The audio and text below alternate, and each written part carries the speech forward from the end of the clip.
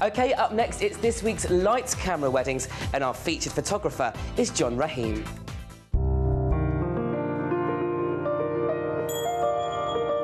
My name is John Rahim and I run a wedding photography business based in Surrey, covering the home counties, called John Rahim Photography.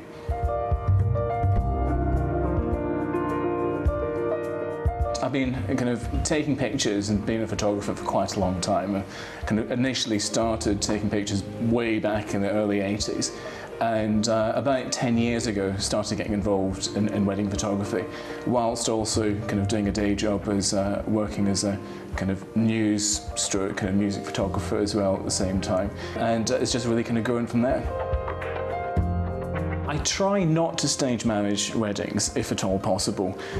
What I do is I work with the bride and groom beforehand to work out the timings and to get a feel of what sort of photographs is important to them, and ensure that the day runs relatively smoothly. I think the best and the most beautiful types of pictures are the ones which look natural, completely unstaged managed, which really kind of tells a story of the couple's wedding day as it really unfolds.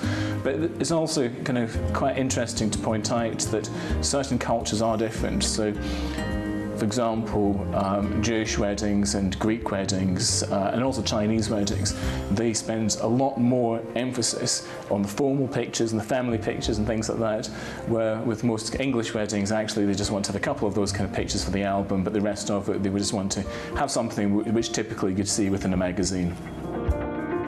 The advice I'd give to any couple who are out there looking for a wedding photographer is, number one, do your research. Spend time online, look at the wedding magazines that you like, and come up with a good idea of the sort of photographs that you do like, and then find photographers that kind of fit within that particular area. Also, be kind of upfront with people about the timings and budgets and things like that. Quite often people are willing to cut deals or kind of alter the packages as well, that perhaps they may have on the website, maybe slightly rigid, but also if you find somebody who you feel is absolutely right, try and work it out with them. One of the most difficult things really is to make sure that people are absolutely at their ease during the wedding day. It's very important for them to look calm, relaxed, and to be engaging well with other people. Those, I think, in my opinion, are the most beautiful pictures, and the picture that tells a story or captures a particular part or essence of scene of the day can be a lot more interesting than something which is staged or something which you've kind of set up.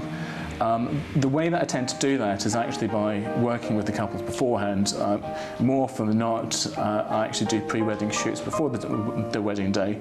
What that allows me to do is spend an hour with the couple, see how they kind of interact both with me and together as well, and then talk to them about what I'm going to be doing on the day and what sort of photography they want, and how to make sure that they get the best out of me. And in order for them to get the best out of me, I need to really understand how they're going to be working in the day as well. When you're choosing your wedding photographer, your photographer is quite a unique supplier of the day. All of your other suppliers, such as the florists or the person who's designing your cake or whatever, are extremely important, but your interaction with them is fairly limited during the course of the day. The photographer is one person who actually is going to be with you throughout your day and is going to be experiencing some quite intimate and personal moments with you. So I'd say that it's extremely important to choose somebody who you do feel comfortable with. The style of he or she's photography has to kind of match exactly what you're looking for, but also you need to feel comfortable with that person and they need to feel comfortable with you.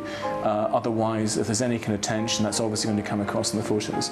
So take your time looking for photographers, don't rush it. I'd suggest that you always see 3 or 4 people and then make up your decision after that.